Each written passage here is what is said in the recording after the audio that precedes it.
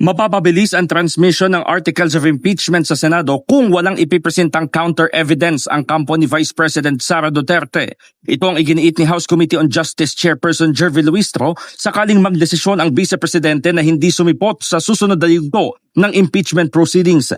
Lalabasaan niya na hindi kinontra ni VP Sara ang mga aligasyon kung hindi ito lalahok sa proseso at direkta nang ipapadala sa Senate Impeachment Court.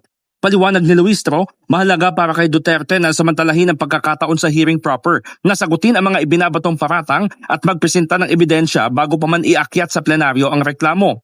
Inihambing naman ng kongresista ang mini-trial sa Justice Committee sa preliminary investigation ng piskalya sa isang criminal case kung saan walang partisipasyon ang mga abogado.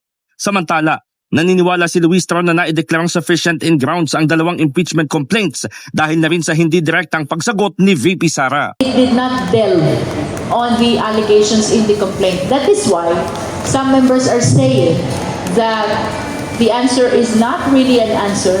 Instead, it is a motion to dismiss, which under Section 6 of the Rules of Impeachment is prohibited to be filed during the period for filing an answer, to be specific, no?